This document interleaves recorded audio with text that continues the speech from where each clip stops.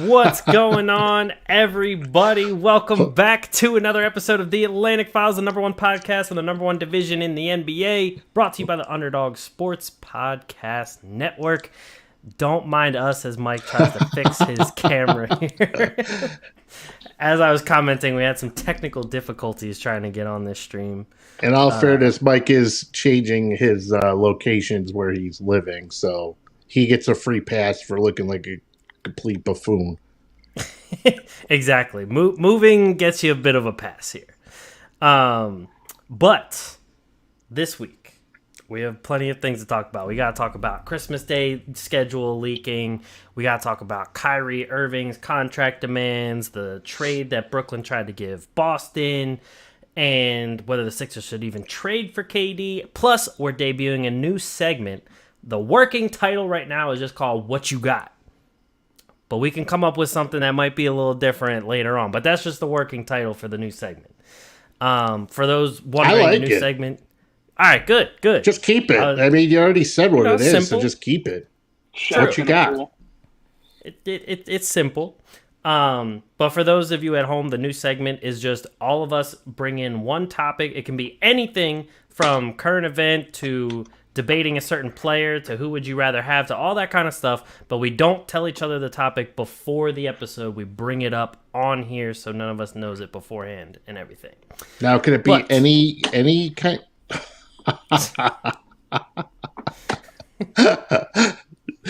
Now, can it be any current event like we're just going portrait. I'm sorry. Okay. All right, that's fine. Can it be any current event like Greco recalling the baby car seats? Like, you want to talk about that, or does it have to be basketball related? Basketball related current events. Oh, okay. I just for the viewers at home, I wanted to clarify so we knew. Yeah, no, that's a good clarification. Basketball related. But let's start things off with I guess it's like the hottest topic right now. The NBA Christmas Day schedule. That was leaked. It's not technically in order just yet, but it was the Sixers and the Knicks, the Celtics and the Bucks, the Suns and the Mavs. Wait. I think it was the Suns and the Mavs. And then the Nuggets, or was it the Nuggets and the Suns? Now I'm getting myself all mixed up. But wait a second. Didn't the Bucks and the Celtics play last Christmas? Yes, I'm pretty sure. Like, why do we got to see that every Christmas? Apparently that's what the NBA thinks everyone wants to see. So here's what's going to happen for the Bucks and the Celtics, okay? I'm gonna just Before you get into that, I just wanted to say it is Bucks, Celtics, Knicks, Sixers, Nuggets, Suns, Mavericks, Lakers, Warriors, Grizzlies. But okay, go ahead. Celtics, Bucks. What you got? Okay, so let me. Where are they playing, by the way? I believe it's at Milwaukee. Oh, okay. So there'll probably be about 2 mentions of the team dinner afterwards. Or no, it's at Boston. All right, so there'll probably be about 2 mentions of a team dinner.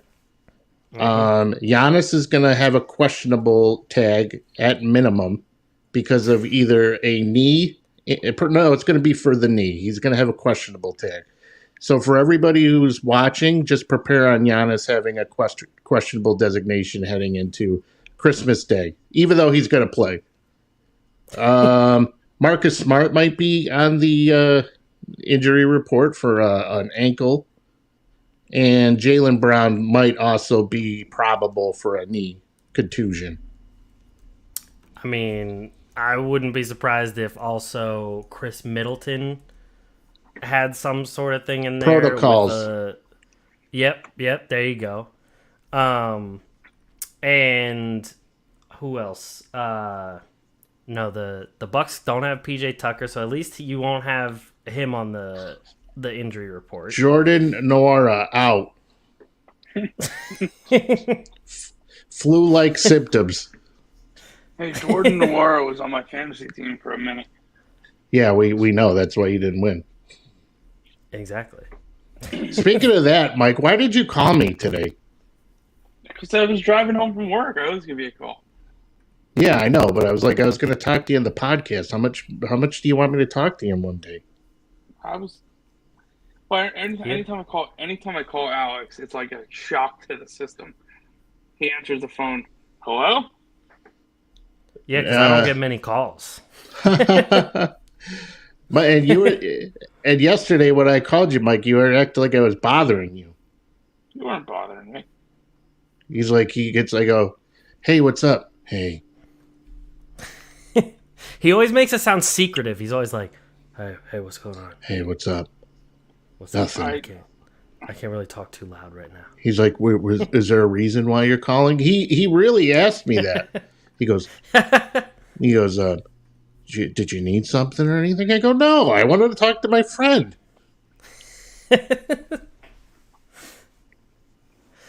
But anyway. That's not true at all.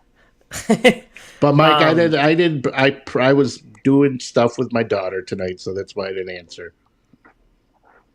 There you go. Of course. I mean, that's as good of an excuse as you can get.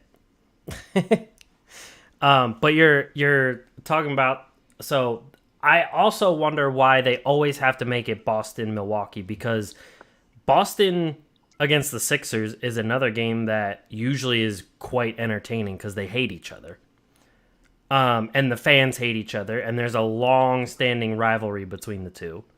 Boston versus Golden State would have been better.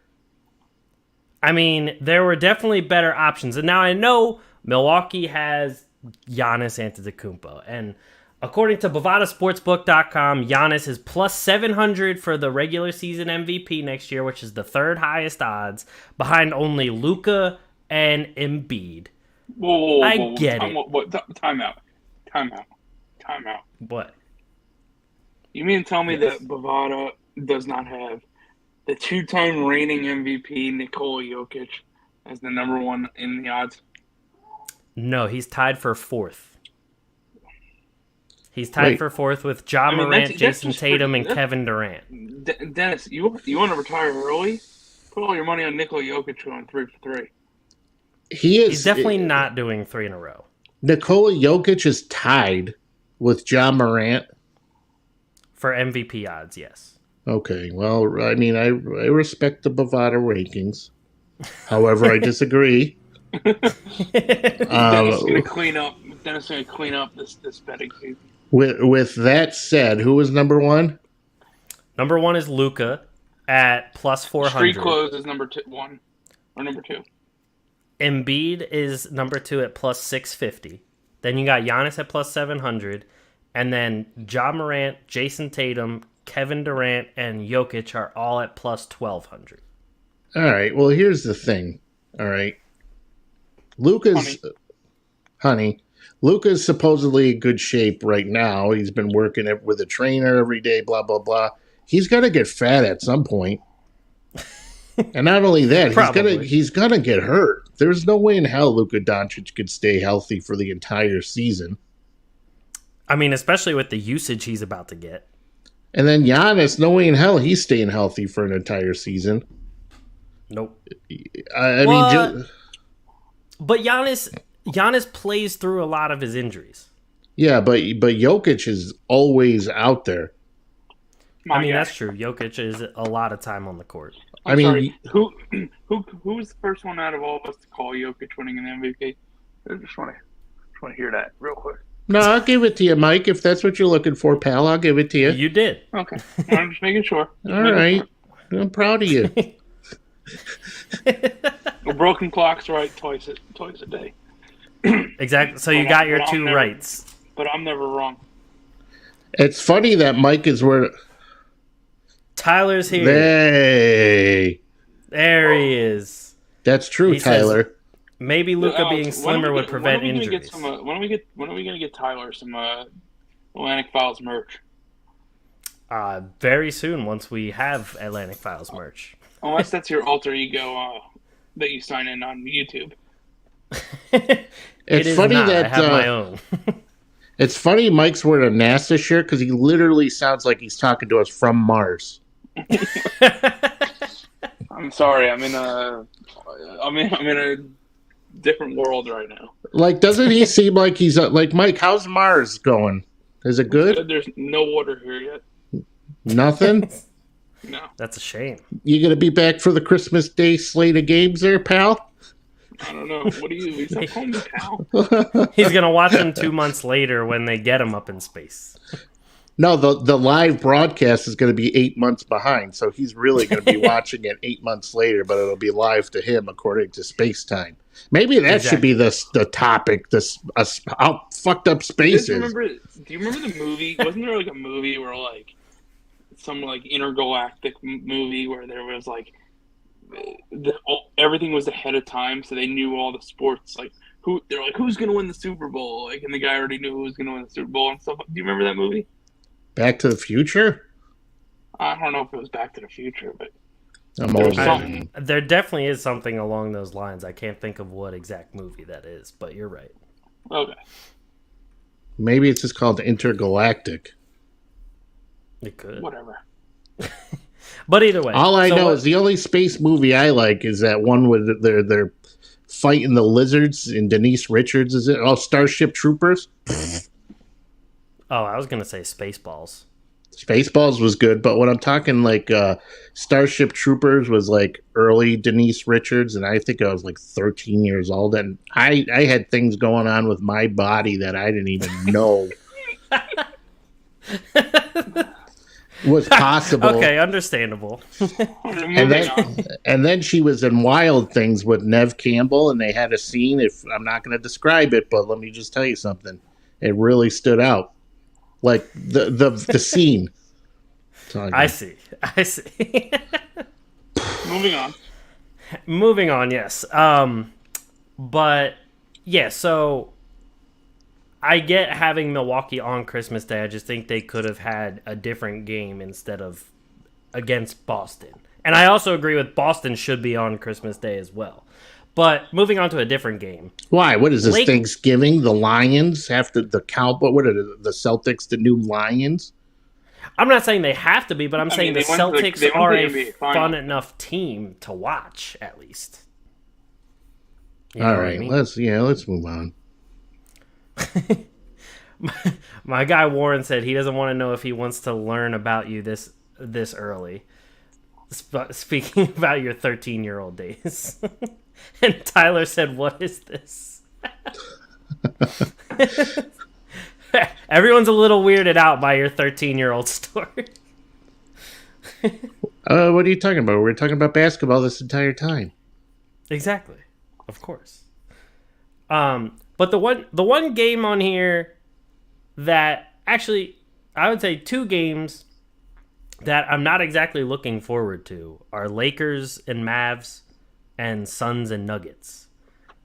Like, if Denver's fully healthy, that's one thing. But at the same time, like, I don't know. That game just doesn't intrigue me all that much. But Lakers at Mavs especially doesn't intrigue me. You can't have Luka play somebody more interesting. I know it's LeBron James and the NBA is always going to have LeBron, but, like, the Lakers are garbage. Get someone else in there. I don't know. New coaching staff. They're going to have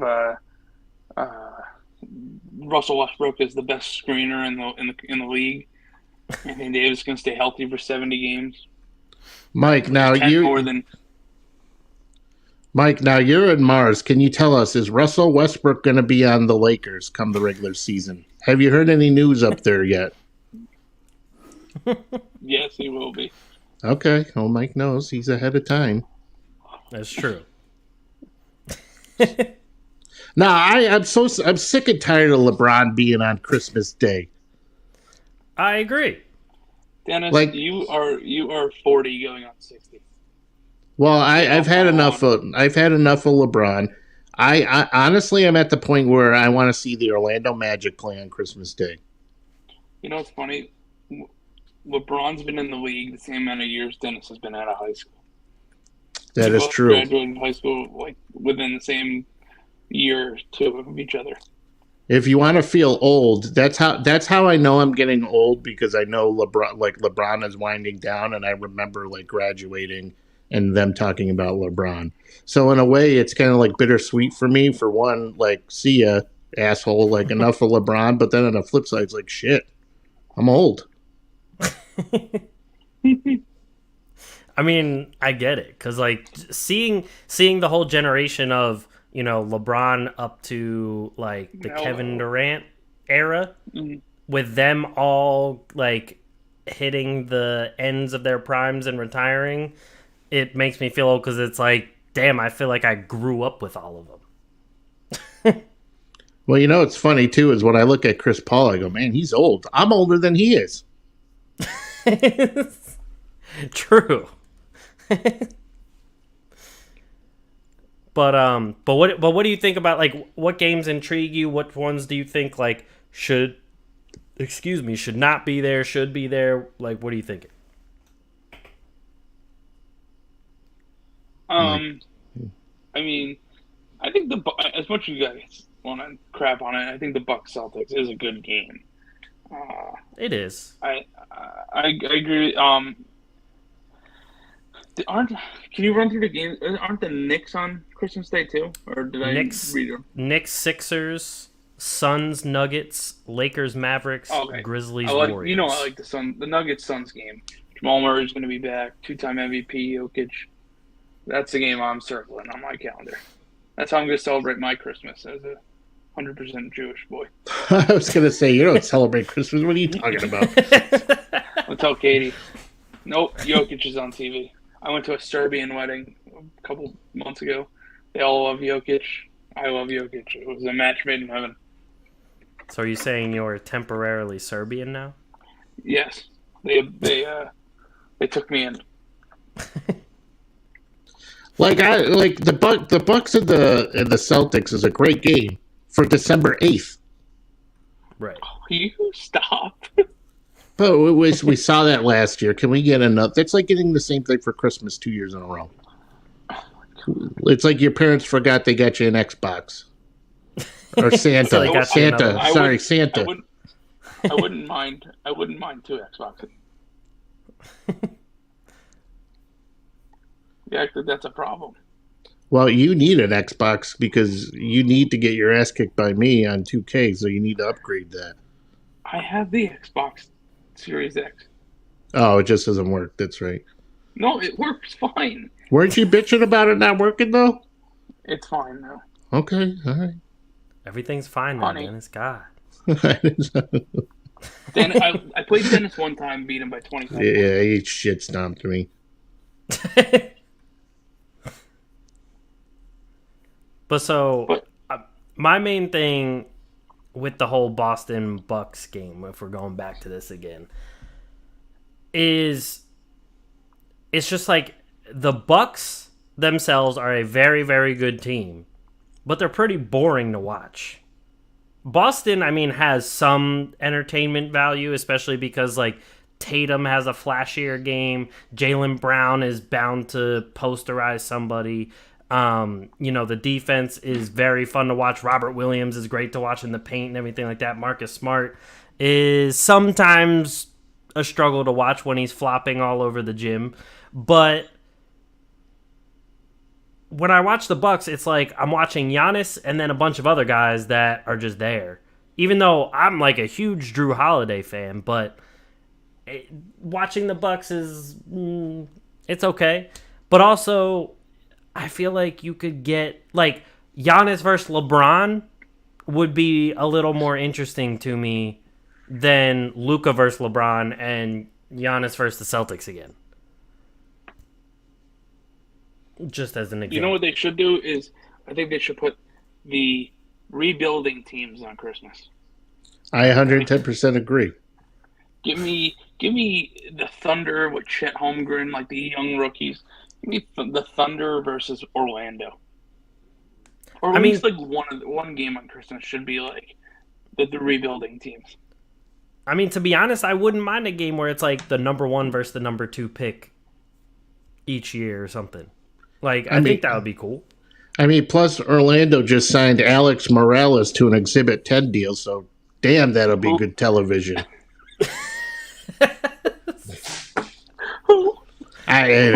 He played in the summer league. They picked him up. I don't know. I don't even know what an Exhibit 10 deal is. Like a 10-day.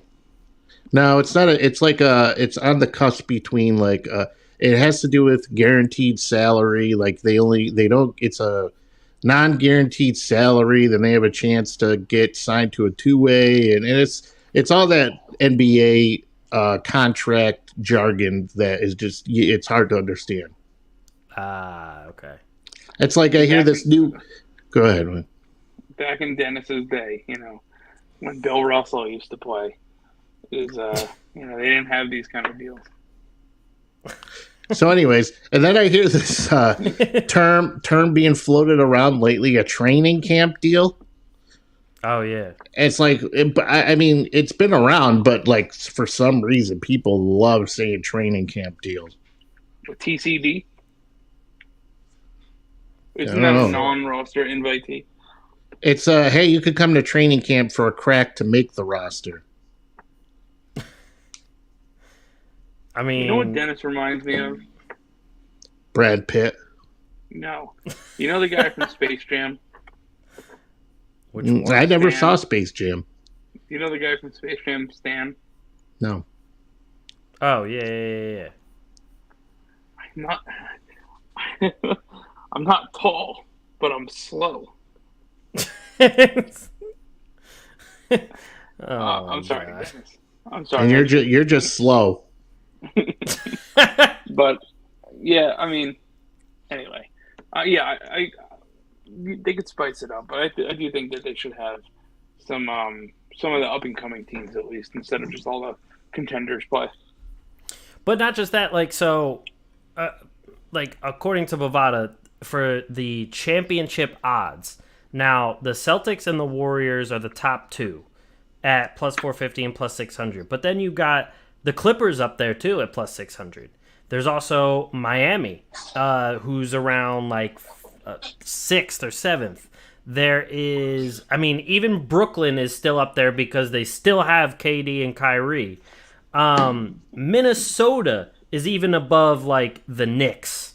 So there are other teams that I feel like they could have thrown in there that would be a little more entertaining than some of the games they have. Like, I don't know why, but for some reason the Lakers are 5th highest odds to win the championship, even though they made 0 moves, and people are just expecting like, oh, they'll be up there if they're healthy. But like, if they're healthy is a big if with how old the damn team is. Like, even the dog doesn't agree that the Lakers should He's pissed. So there are only 4 games on Christmas this year? 5. Oh, there's 5. Okay. 12, 3:30, 6:30, yeah, 8:30, and 10:30.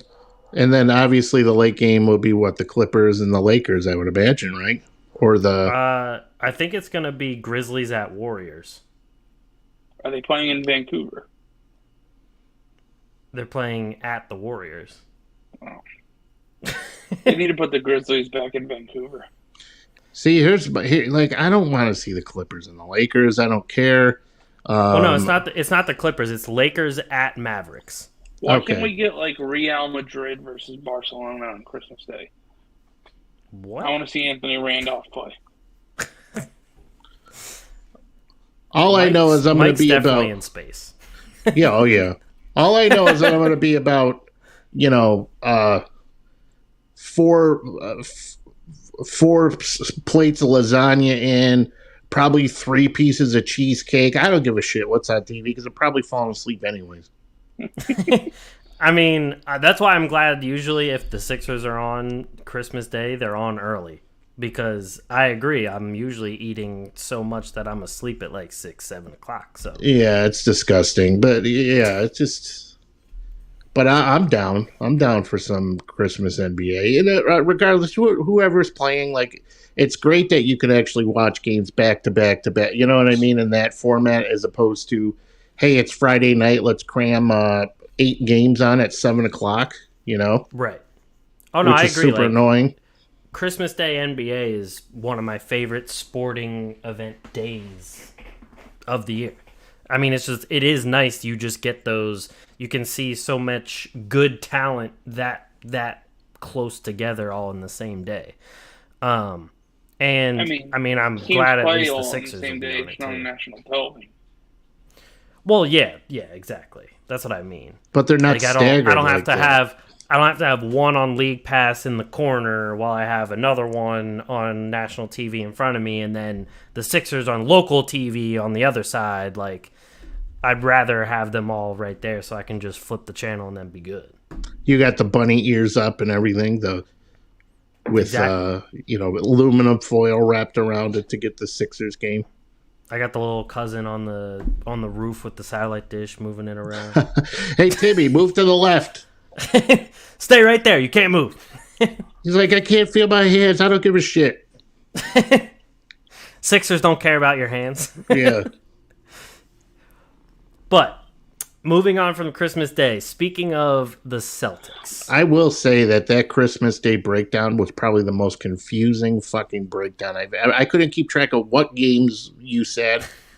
So I kept trying to say, here, I'll do this. For those that are watching on YouTube, I will do this for you. I will show it right here on the screen. Let me not share the audio and mess that up again. There you go. There's the 5 games. All right, perfect. So that's the slate we got. We don't know which ones are going first, but I mean, I guess you can make an educated guess that probably the Celtics and the Knicks, since it's at Boston and at New York, those will probably be the first 2 games. It's probably in that order. Yeah. And then, although I could see the Mavs one going before the Nuggets one because they're in Central Time Zone. No, but the Nuggets, yeah, you're right. And then, obviously, LeBron's going to be in a prime time slot. Well, he would be. That would be like 6:30. True. Okay. And then Suns at Nuggets would be the one that's like 8:30, whatever. And then Grizzlies Warriors would be the late night. All I know is I can't wait for this stupid summer to be over. Enough. Let's get basketball going. Let's get all I know is I can't NFL Week 1. Draft. What'd you say, Mike? I can't wait for our rookie draft in basketball where Alex is going to take everybody because I have all the picks.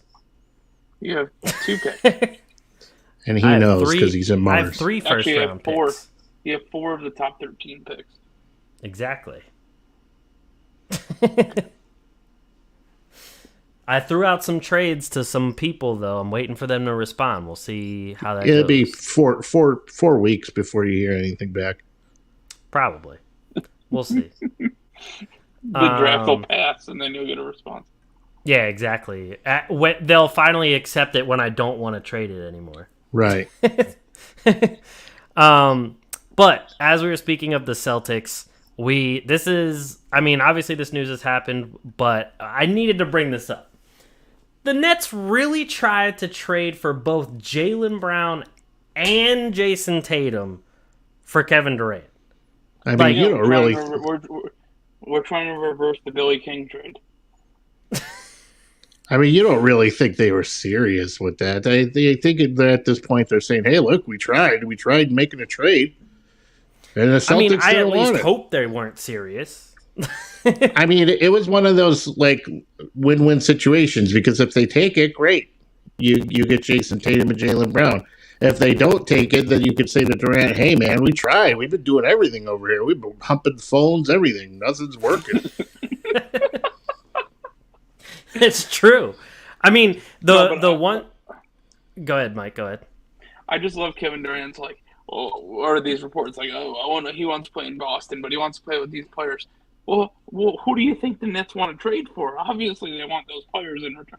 Oh, I want to play in Toronto with Pascal Siakam and Scotty Barnes.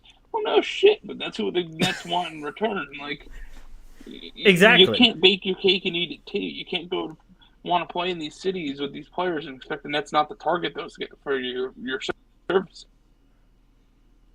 Oh, Mike's camera cut out there. But Mars. There he is. He's back. I got a phone call. My bad. Somebody called me. The It's all good. difficulties. Nobody called you. Your only two friends are here. Exactly, acting like you have And friends. now I'm just thinking about cake. But no, Nah, like, it's honestly enough of this asshole. Just get rid of him. Like at this point, I already told you Tyler Hero, Duncan Robinson, boom, gone. See ya.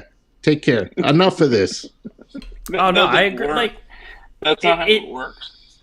it's Give me crazy to Tyler me Hero, that. Go ahead, Mike. Go ahead. Give me Tyler Hero, Duncan Robinson, Bam Adebayo, 4 first-round picks, Kevin Durant, and Ben Simmons. Boom. I don't want to get rid of Ben Simmons. Well, Ben Simmons is the reason we can't get Bam Adebayo. I don't want Bam Adebayo. Did you see what Joel Embiid did to him in the postseason? Yeah, but we got Nick Claxton. Again, Nick Claxton owns Joel Embiid. yeah. If you're trading for Bam Adebayo, why would you be playing Nick Claxton? Well, Nick Claxton's our defensive stopper. yeah, okay. So are you going to play them together? We'll find a way. I mean, and Bam. We'll do hockey substitutions. What, Claxton you're gonna and line defense. change? Line We'll do a change? line change mid-possession. I mean, obviously, Bam is. I mean, Robert Williams, who was on one knee, decimated Bam for the most part. Bam had like one good game in the Eastern Conference Finals. And then Joel Embiid just absolutely ran over Bam Adebayo. Bam Adebayo did absolutely nothing for most of the postseason. So, yeah, we don't want him. How crazy would that be in basketball if they had hockey lines, like hockey substitutions? Like after a made basket, you could do a quick sub. Oh, that'd be and chaos. guys just went like offense, defense. Yeah, that'd be chaos. I mean, it would make defensive players way more valuable finally, because then you could quick sub them out when they go back to offense. Like Matisse Thybulle would be like a $20 million player. He doesn't have to play. He doesn't have to play offense. Exactly. Ben But, Simmons be worth $100 million. Oh yeah, but that's the thing is Bam's best, his best weapon is his defense. Like he's not this specially gifted player offensively that so many people love to say he is. He's just not. But his defense is usually the thing that's like his number one aspect. But then he goes up against the top centers of the league, and he's not guarding them as well as he should be. So, I mean, getting him and Tyler Hero and stuff would be like a decent starting area. I mean, especially with Ben Simmons, who is a good playmaker, having somebody like Duncan Robinson and Tyler Hero to pass the ball to, that is a plus. But the whole like, I saw somebody put up the potential trade if this did go through, and it said that like Ben Simmons and KD would go to Boston for Tatum and Brown. And I think it was Seth Curry would go to Boston too. And it was just like, first off, Boston is the exact place where Ben was first shown how big of a gaping hole his offensive ability is. And Boston fans hate Ben Simmons. So no Boston fan would be in favor of getting Ben Simmons in general. And they're definitely not trading their two best players to get KD, who, for all they know, could just cry about not getting to a specific point in the season and wanting to get a trade right away again. So, why? And now I was reading something, but just real quick before I get to that, let's just put this into perspective here. I was looking at Bam Adebayo. His stats throughout the regular season, he averaged 19.1 points, 10.1 rebounds, and 3.4 assists, and shot 55% from the field, just under a block. So you go to the postseason, 14.8 points per game, 8 rebounds, 2.7 assists, and shot 59% from the field. But from what I'm looking at, he was taking a lot less shots. Right. So he's just completely. You don't need that. Nope. I agree. But what was I going to say? My dementia kicked in at that point in time. I was talking about Kevin Durant and Boston. Yeah, I don't know. And getting Ben Simmons over there or something. Yeah, I don't know. All right, but so that brings us nicely into also Kevin Durant talking about the Sixers being a possible landing spot. Who are they going to trade for him? Exactly, because they talk about, so everyone kept talking that it was going to be like Matisse, Tobias Niang, Harris, Tobias, and Tyrese Maxey, and like a pick or two for KD. But at that point, if like as the Sixers, you're trading away two of your contributing starters and 2 bench pieces plus your future, because Brooklyn already has the Sixers pick next year anyway from the James Harden trade. And so, okay, so say you add KD. So you got Harden, KD, and Embiid. Great big 3, whatever. But the rest of the starting 5 and the bench, you're back to being absolute dog shit. So, like, maybe the they'll whole pull in Henry Sims. That would not upgrade it from dog shit. But honestly, too, after Philly dealt Simmons, they also gave up Andre Drummond. They gave up Seth Curry. They gave up a big part of their rotation, and that got them nowhere. They actually did a relatively good job at kind of like beefing up their lineup. They brought in, they tampered their way into PJ Tucker. They got DeAnthony Melton. They got Daniel House. So they added some quality depth pieces, and then in addition to that, Isaiah Joe, is he going to step up this season? Is a guy like Bassey going to step up? Paul Reed, so they have a pretty a much deeper lineup than they did last season. Right. So if I were them, giving up Kevin Durant, or giving up for Kevin Durant is just that'll set them back. Exactly. And that's and on top of that, Kevin Durant has had some more injury issues because he's getting older, obviously. Now, don't get me wrong. Kevin Durant, easily, still one of the best scorers, best players in the whole league. Easily. But the concerns are the fact that he's getting older, his injury concerns from that major injury he had from Golden State moving forward, and now a concern of what if he comes over and then all of a sudden he's just like,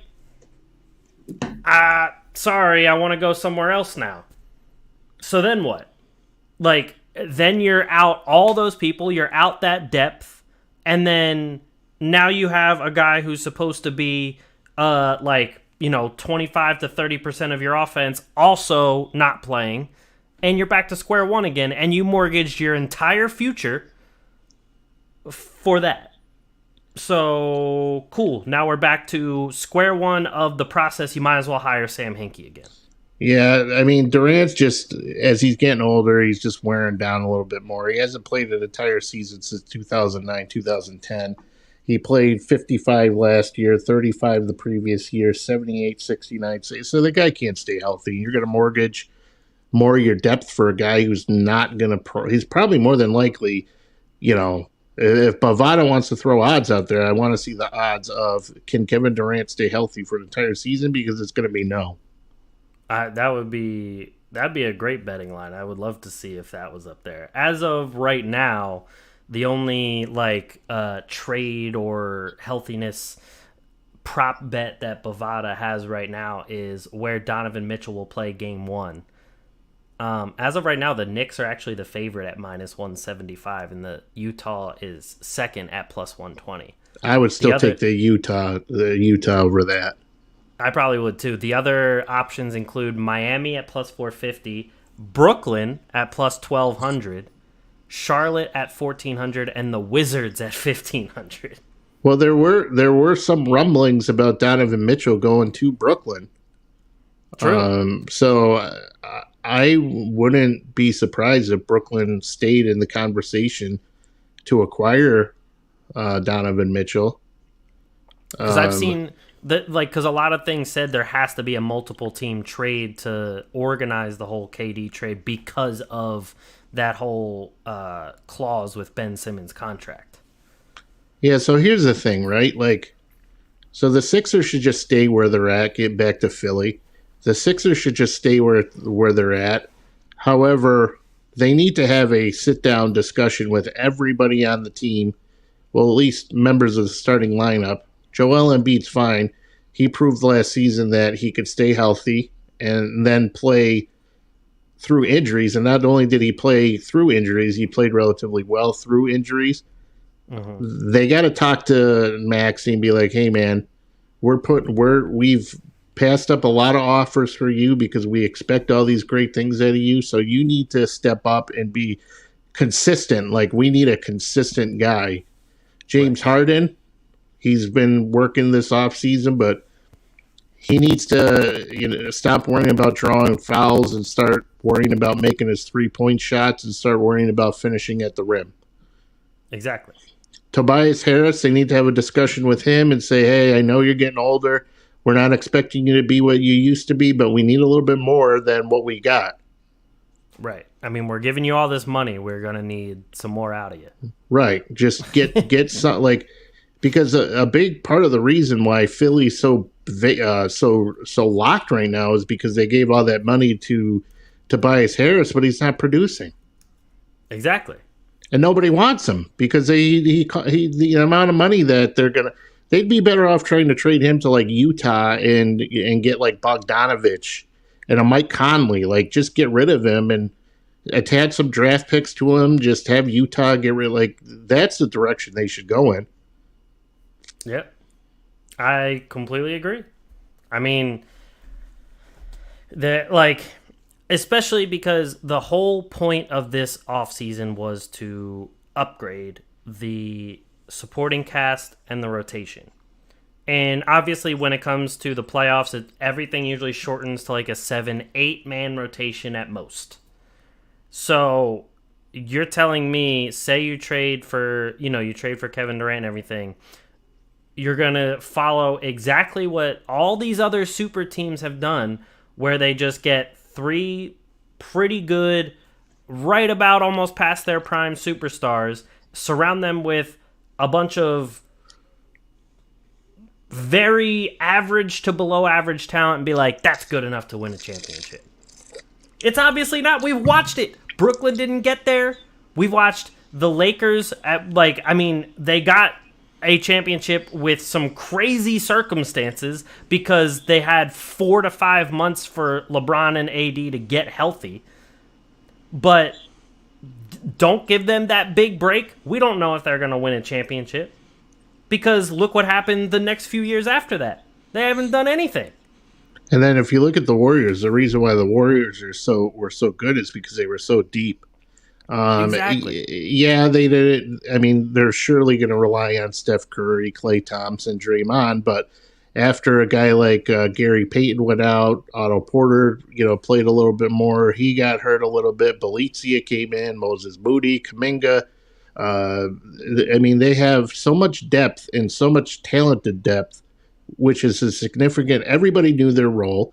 In Brooklyn this season, nobody knew what was going on because they didn't play enough together. So exactly. But the Warriors are the prototypical NBA championship team, and we talked about they're not as deep as they were, not as talented, obviously, like when KD was on there and when all those guys were younger.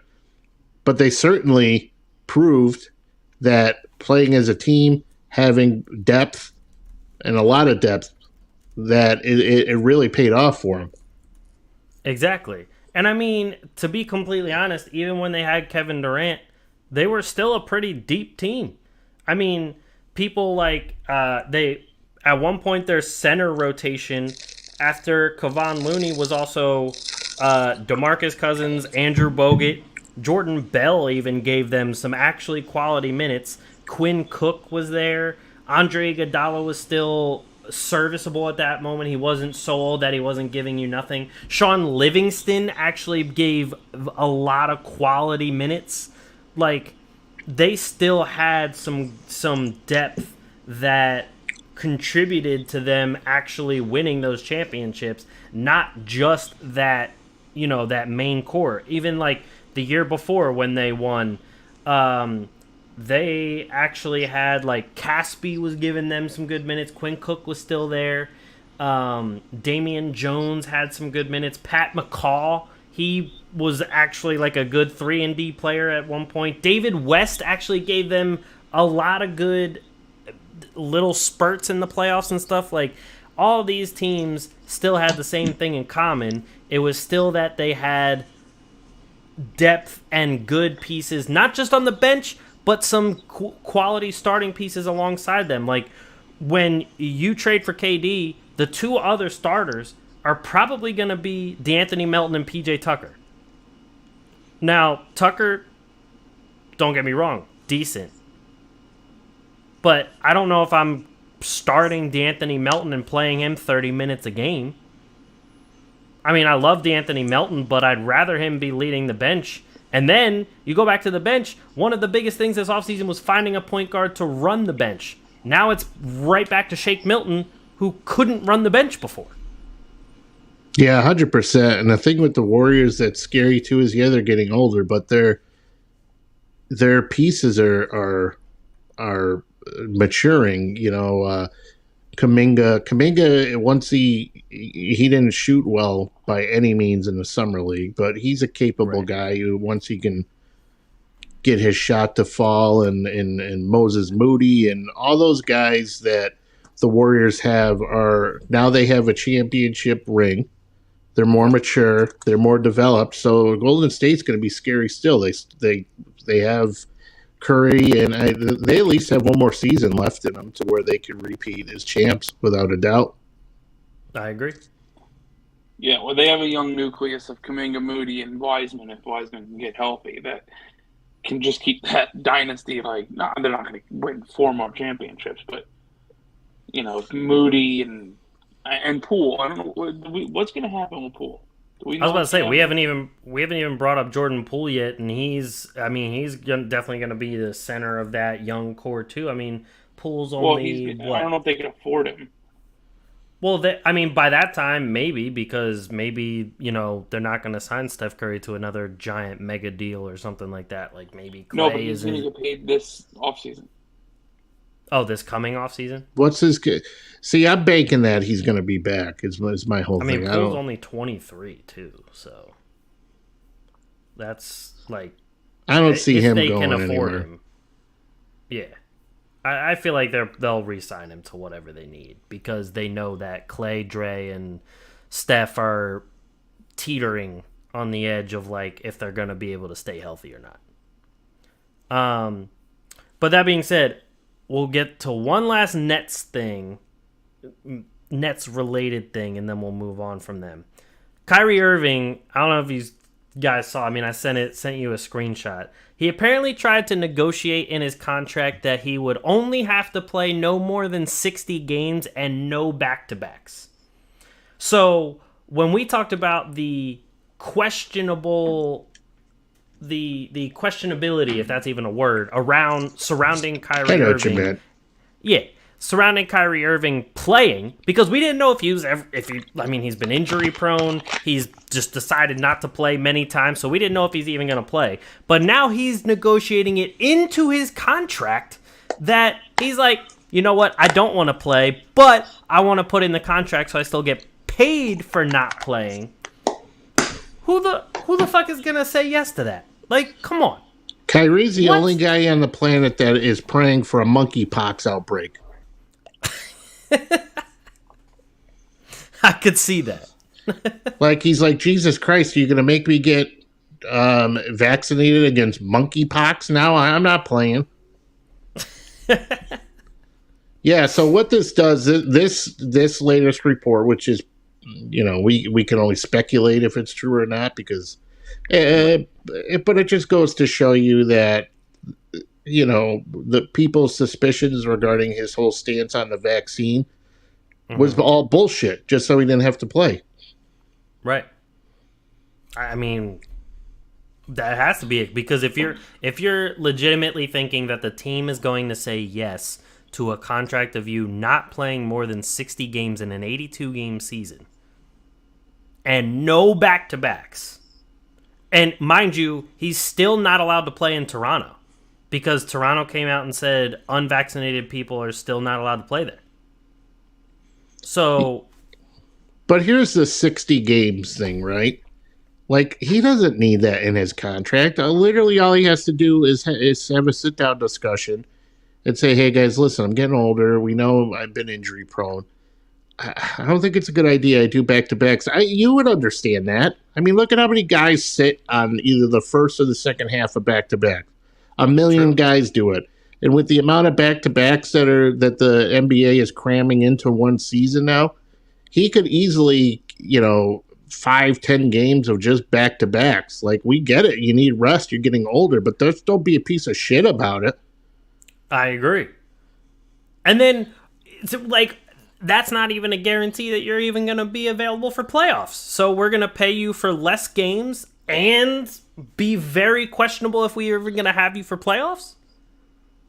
Right. So he needs to, like I said, if he would have been like a mature guy and been like, I'm old, guys. I can't do this. Help me out. I love Brooklyn. But the problem too is that KD actually goes along with this buffoon. Yeah. Which I don't know what does Kyrie have like naked pictures of like KD's mom or something? Like, why is this guy defending him all the time? Oh my God. I mean, I know I have friends that I'll defend, but at some point you get to a boiling point that you're just like, dude, I can't defend you anymore. Like, you gotta do something. You gotta step up and do something. Yeah, but I would hope is like you two guys being my pals, right? If I did something stupid or was acting like a complete and utter idiot, I would expect somebody to be like, Dennis, we gotta have a talk, man. You've been eating way too much. We're worried about you. You're tipping the scales at like 390. Like you're getting fat. You know what I mean? Like something like that. Dude, you got to gamble it. Like anything that, say I ever had a type of issue like that, I would expect somebody to like help me out. And this is where but what it goes to show you though is that even though you would hope KD would do that type of thing, I don't think he's all there either to the point to where he's able to give advice to Kyrie. Yeah. That's why they're lunatics, and that's why I want to get rid of them. I mean, I can't fault you for that. And not only can teams not afford Kevin Durant, because if he didn't want to be in Brooklyn, maybe he shouldn't have like signed an extension. Right. But now teams they don't want anything to do with him because he gets hurt a lot. He's a pain in the ass. His mental I can't think of the fucking word, but whether he's actually sane or not is in question at this point.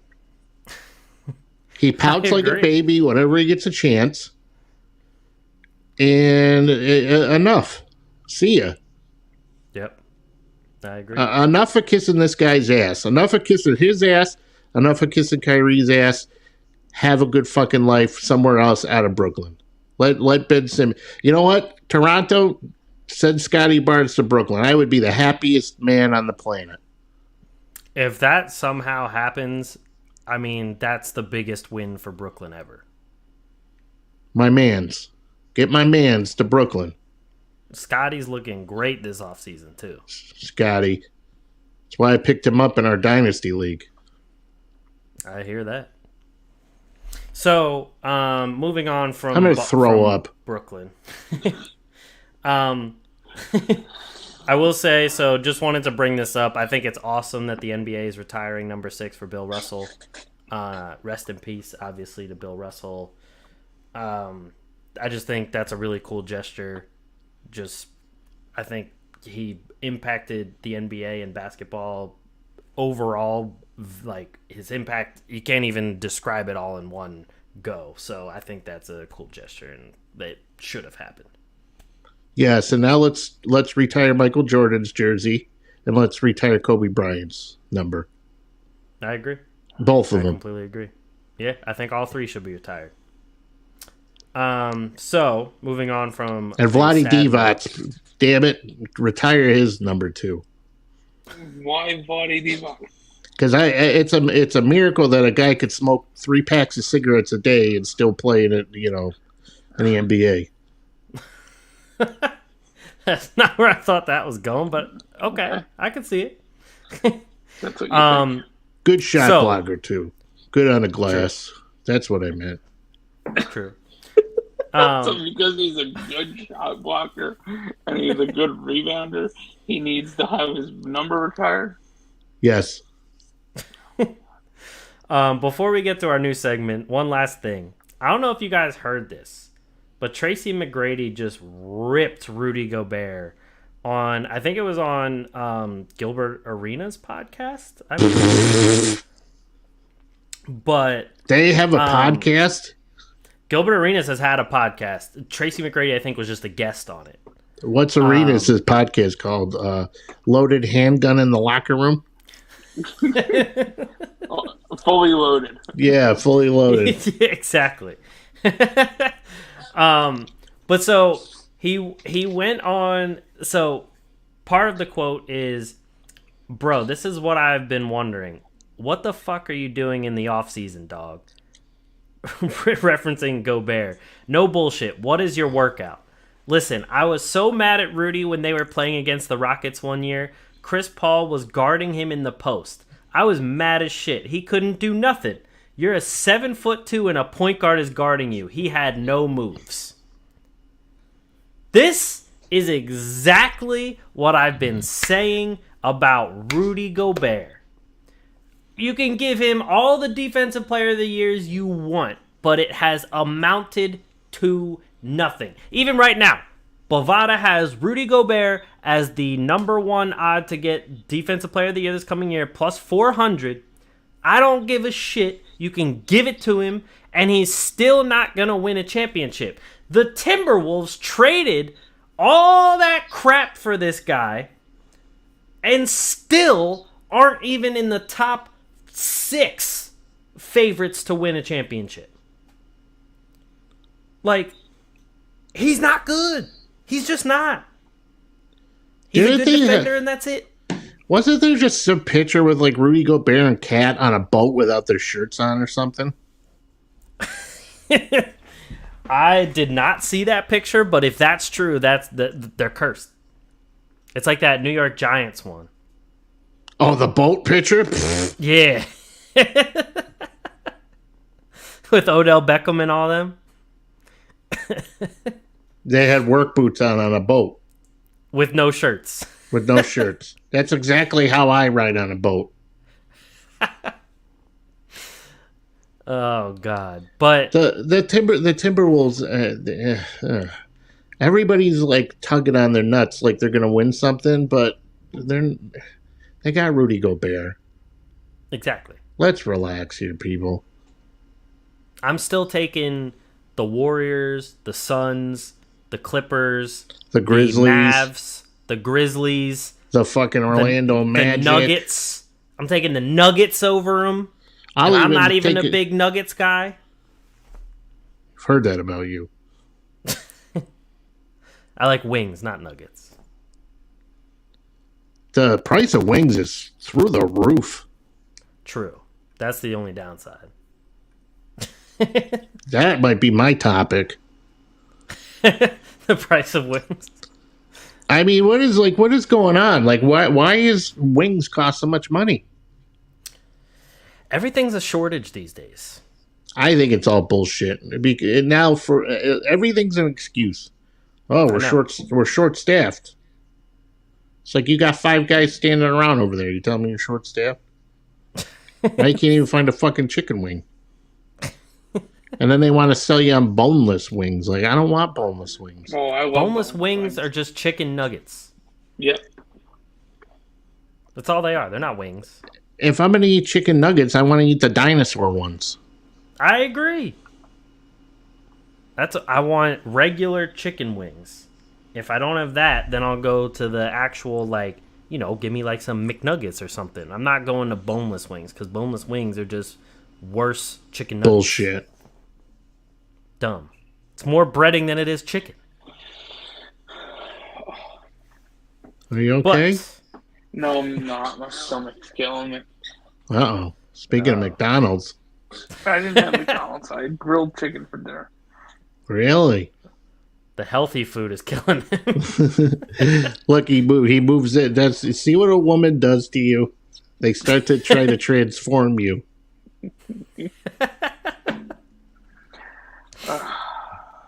So and again, it's more impressive. You got chicken up in Mars. True. He just said there's no water. He didn't say there's no chickens. True. To help ease Mike's pain, Mike, you can go first on our new segment. What you got? What's the topic you're bringing? I know we debate guys based on how many rings they've won, and if they, that's how we determine all-time greats. But let me ask you guys this: what does Nikola Jokic got to do to surpass Dirk as the greatest European player ever? Okay. That's actually a really good question. I might answer that. Go ahead. I think if he wins either one more MVP or he wins a championship, either one, and he's already passed him. Okay. Yeah, I mean, so right now I just looked up Dirk's page. So he's a 14-time All-Star. Obviously a one-time champ. He was the Finals MVP. He has one regular season MVP, and he's a 12-time All-NBA player. Played 21 seasons with one team. And honestly, Dirk's best offensive season was 26 points a game, which I think Jokic has hit that already, hasn't he? Jokic's best was, last season he was had at 27 30 points a game. Yeah, 27, just like I said. And he was on the all-rookie team. He already has 4 All-NBAs, 2 MVPs.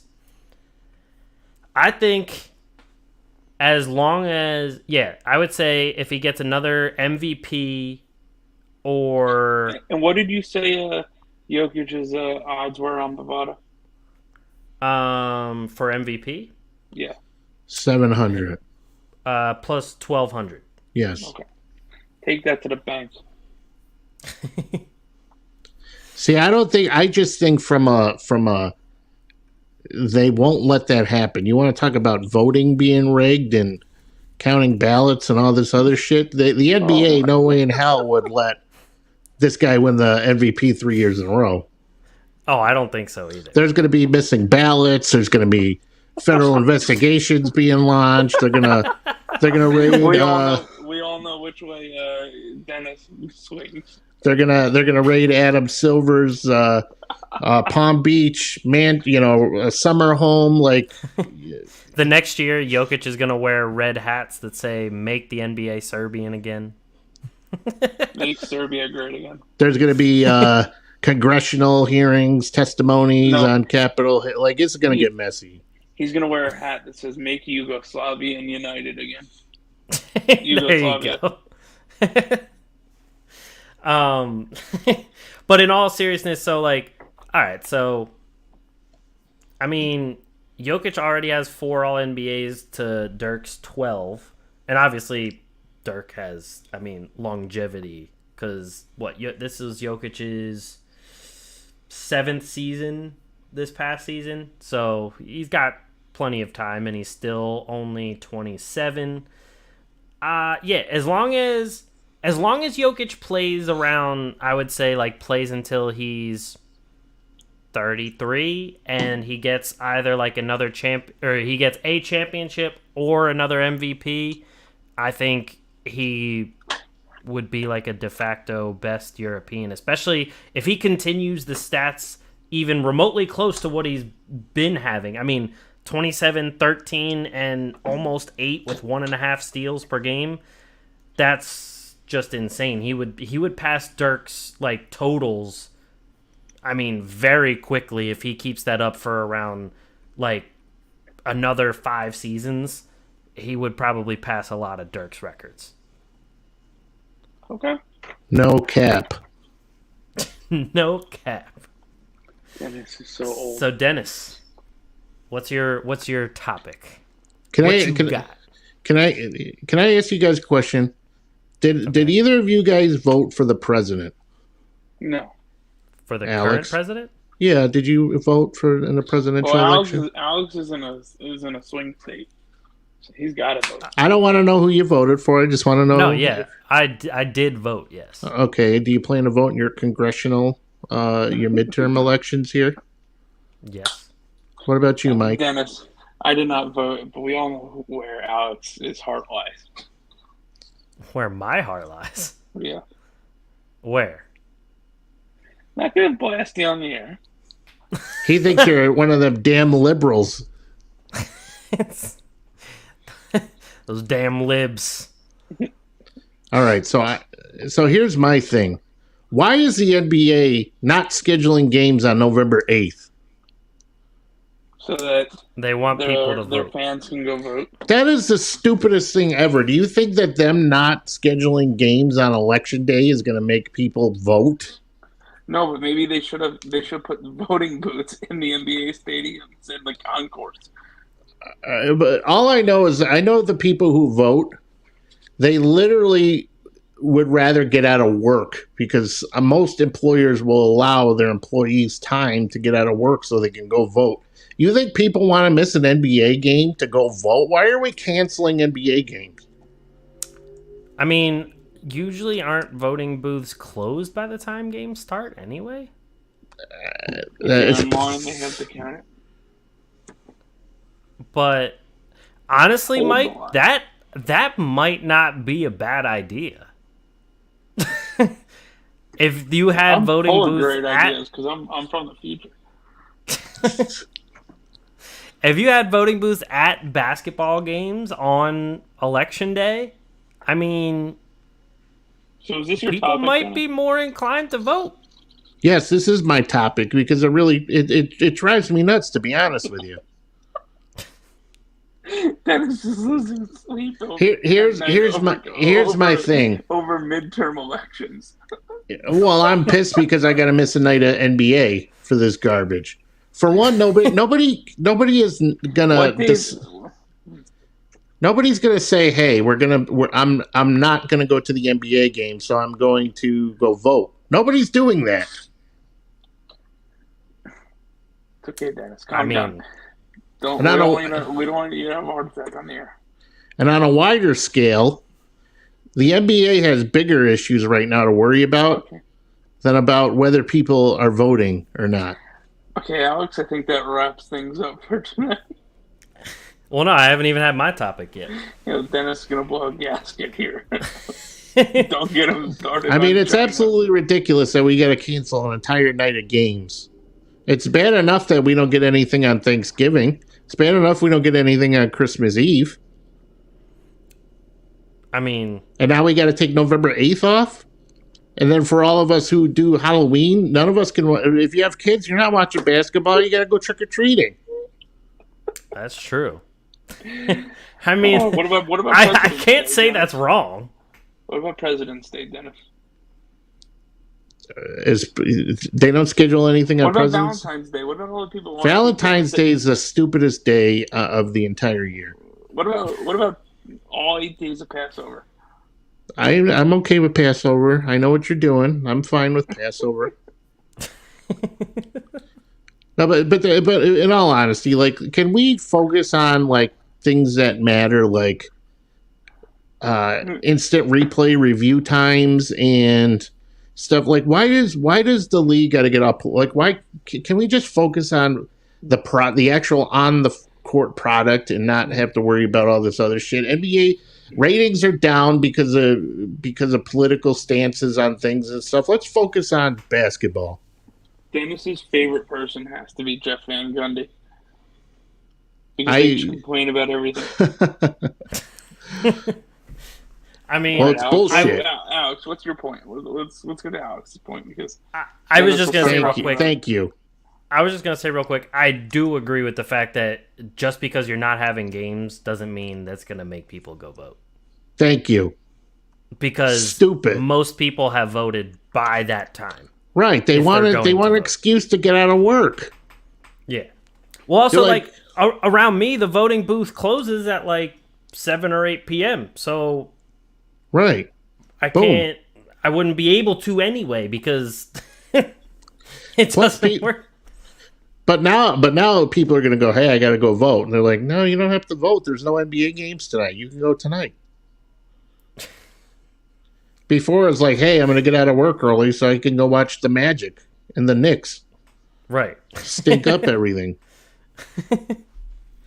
Okay, so my topic. All right, fuck it. Nobody. No, I agree with you. I agree with you. But my topic is so it's like a would you rather, and F, marry, kill. No. Keep, trade, cut.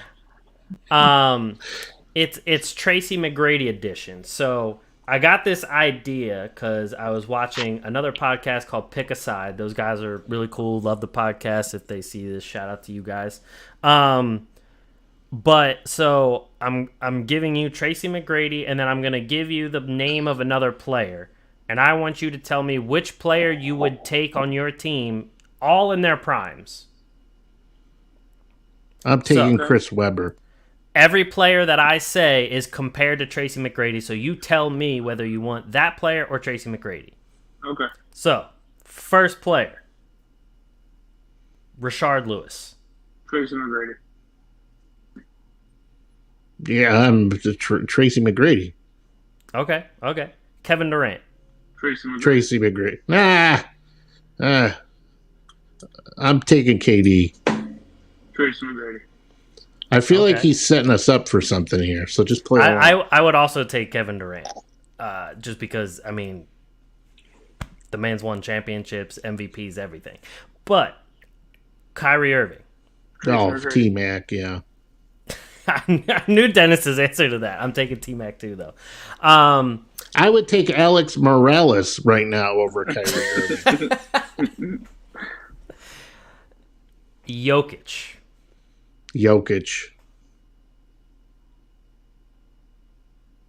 Mike's thinking. Jokic. Oh man, Mike thought a lot harder about that than I expected. So I had three more. It was also Anthony Davis. Tracy McGrady. Okay. One was a bit of a throwback. Vince Carter. Tracy McGrady. He was the better cousin. Who else is the We're not talking about 45-year-olds, Vince Carter, right? We're talking prime Vince Carter. I'm going to go with Vince Carter. All right, what's the last one? I would actually go Vince Carter on that one too. Last one, Andre Karolinko. Last one, Zaza Pachulia. No. That would be great. Vlade Divac. Now we're talking. No. Stojakovic. James Harden. Tracy McGrady. I'm taking Harden. McGrady is the top 10 talent of all time. No. Yeah. See, here's all time, top 10 of all time. Yes.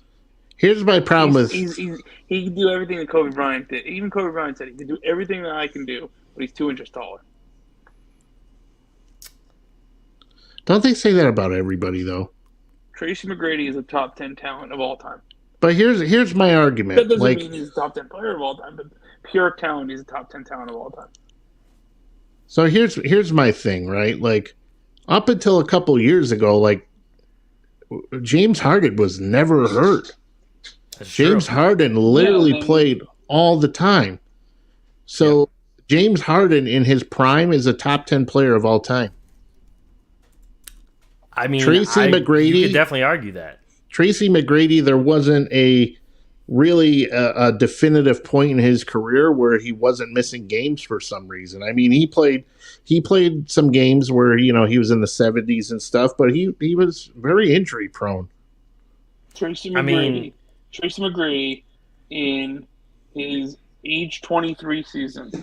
So this is right before LeBron came into the league.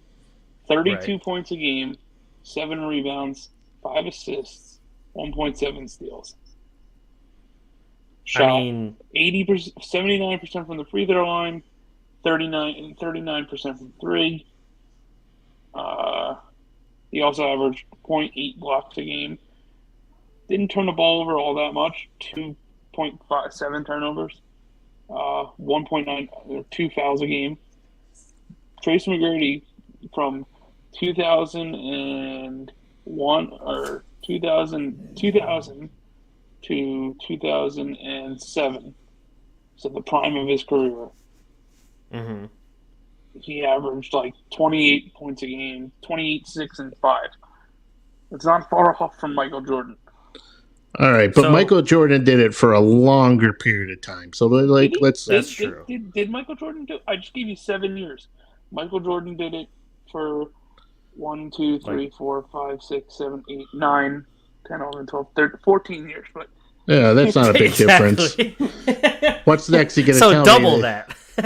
Okay, but Michael Jordan is the greatest player of all time. But I just gave you, but longevity. I didn't say he was the top 10 player of all time. I said he's top 10 talent of all time. Okay. All right, so we're looking at just 1 point, okay, Alex, there, pal. Yeah. Go ahead.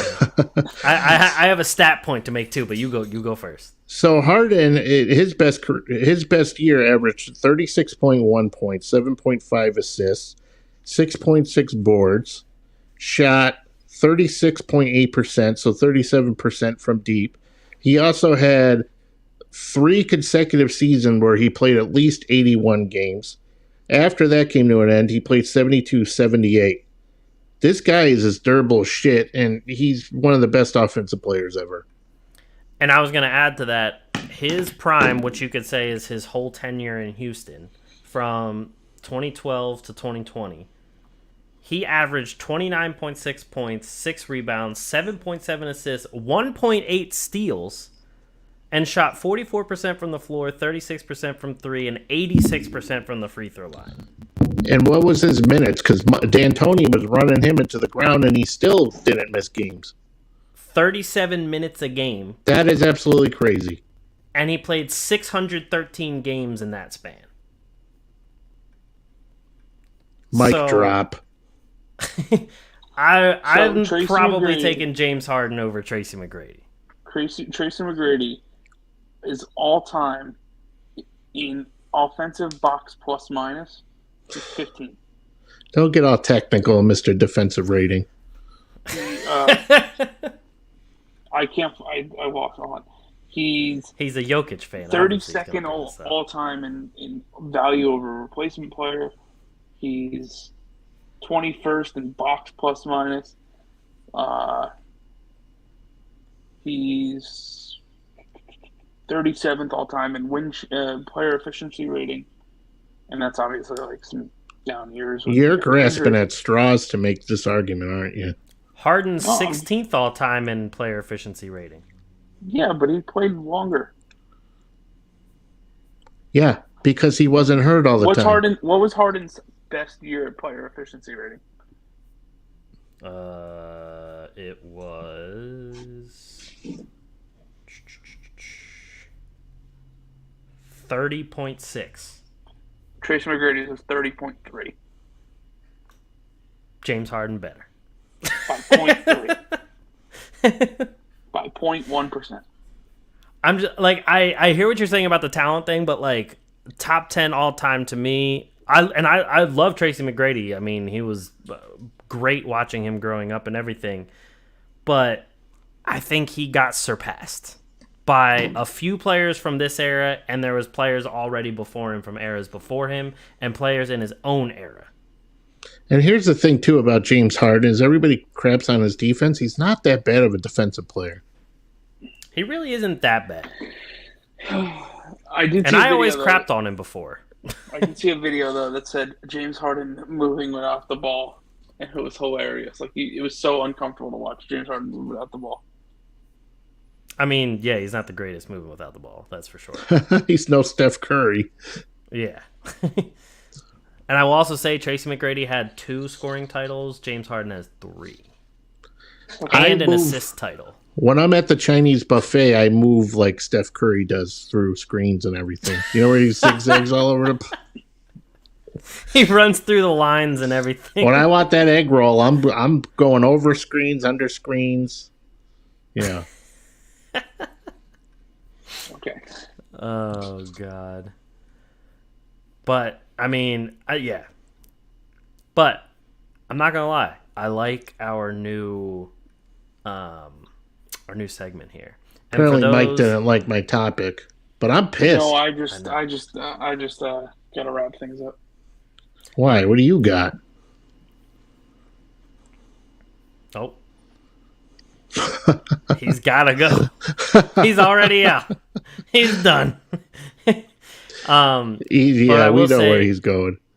Oh yeah, I will say for those back home, since everyone knows we're Brooklyn and Sixers people here, they're actually very close together. According to Bovada, for championship odds, the Sixers are at plus 1,500, the Nets are at plus 1,600. Obviously, that's depending on if KD and Kyrie get traded, but that's where they're at. How about next week we don't talk about the Nets? Okay, we can do that. As long as there's no more news about the Nets, they seem to be the only one that's always in the news. I mean, I would have rather had a segment on Alex Morales signing an Exhibit 10 deal. Okay, we can do that next time. I mean, there's really not much to talk about. He played, he averaged 5 points in the summer league, I think. Hey, I mean, 5 points is more than some others can speak. God, I just want summer league back. Summer league was great. I just want basketball, NBA basketball back. In week 1 of the NFL. And it was nice to see Tyler back tonight. Yes, it was. Thanks for popping in, Tyler. And Warren, thank you too. Warren, big Warren. He pops in from time to time. Thank you, everyone else out there watching another episode of The Atlantic Files, the #1 podcast on the #1 division in the NBA, brought to you by the Underdog Sports Podcast Network. Make sure you guys check us out next week. If you're watching on YouTube, hit the subscribe below already. It doesn't take long. It takes less than 1 second. Just click it. Just do it. And register to vote. That too. Stop being dumb. Your vote matters. But that's it for us. Thank you, everybody, for listening. Especially when there's no game schedule. Exactly. See ya. Peace.